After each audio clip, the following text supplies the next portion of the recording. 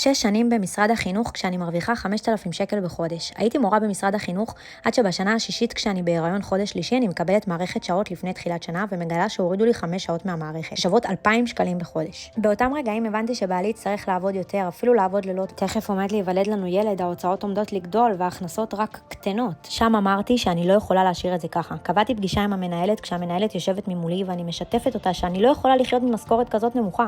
ואז הגיע המשפט מהמנהלת. אני יכולה בלחיצת כפתור להחזיר לך את השעות, זה פשוט לא מגיע לך. שם הבנתי שהכל תלוי בבן אדם אחד, והוא לא אני. יצאתי מהחדר כשאני בוכה מבטן של חודש רביעי ואמרתי לעצמי, גם ככה לא הרווחתי פה הרבה. שם החלטתי שאני מתפטרת. אמרתי לבעלי, אף אחד לא יחליט כמה כסף נקבל כל חודש. אז פשוט התפטרתי ממשרד החינוך. חשבתי לפתוח מותג אופנה, כי זה העסיק אותי. תמיד כשהייתי נכנסת לחדר מורים, היו מסתכלים עליי מוזר על מה שאני לובשת. הפעם החלטתי למנף את זה. הוצאתי ליין ראשון של שמלות בייסיק שאני בעצמי ייצרתי. הרמתי הפקה עם דוגמנית, השמלות נמכרו בטירוף, היה לי סולד אאוט כבר בימים הראשונים. אחר כך הוצאתי ליין מטפחות מטורף, מטפחת המכתבת. מטפחות התפרסמו בכל מקום, עשרות תיוגים בכל פלטפורמה אפשרית. כמויות גדולות של סחורה ורכישות נכנסו לי לאתר.